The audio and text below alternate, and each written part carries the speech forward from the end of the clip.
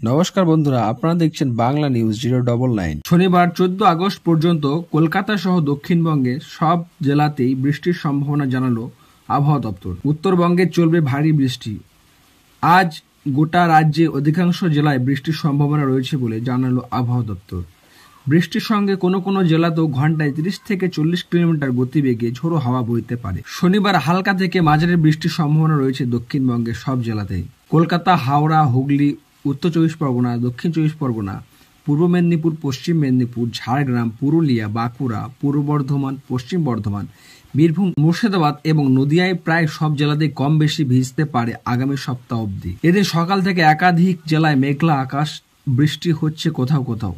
আবহাওয়া দপ্তর জানাচ্ছেন, দক্ষিণবঙ্গের সব জেলায় হালকা থেকে মাঝারি বৃষ্টির সম্ভাবনা রয়েছে বৃহস্পতিবার পর্যন্ত।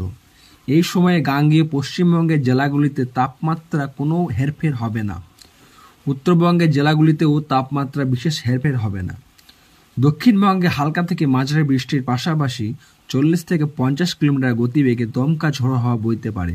দক্ষিণবঙ্গের সব জেলায় বৃষ্টির জন্য হলুদ সতর্কতা জারি করা হয়েছে আবহাওয়া দপ্তর থেকে। শহর কলকাতাতেও জারি রয়েছে সতর্কতা। রবিবার দক্ষিণবঙ্গে সতর্কতা থাকলেও সোমবার থেকে আগামী বৃহস্পতিবার পর্যন্ত ভারী বৃষ্টির সম্ভাবনা নেই।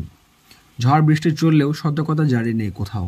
বৃহস্পতিবার পর্যন্ত ভারী বৃষ্টি হবে না দক্ষিণবঙ্গে। চলুন উত্তরবঙ্গের আবহাওয়া সম্পর্কে জেনে নেওয়া যাক। উত্তরবঙ্গে ঝেঁপে আসছে বৃষ্টি। কয়েক ঘন্টা জলপাইগুড়ি, আলিপুরদুয়ার দফায় দফায় বৃষ্টি হতে পারে। 2 জেলায় ভারী বৃষ্টির সম্ভাবনা, হলুদ সতর্কতা জারি করেছেন আবহাওয়া দপ্তর। আজ দার্জিলিং, কালিম্পং, কোচবিহার কোথাও কোথাও ভারী বৃষ্টির সম্ভাবনা রয়েছে। আগামী শুক্রবার পর্যন্ত ঝড় বৃষ্টি চলবে। এবং আপনি কোথা থেকে ভিডিওটি দেখছেন তা অবশ্যই কমেন্টে জানাবেন এবং আপনাদের ওখানে বৃষ্টি হচ্ছে কি না সেটাও জানাতে ভুলবেন।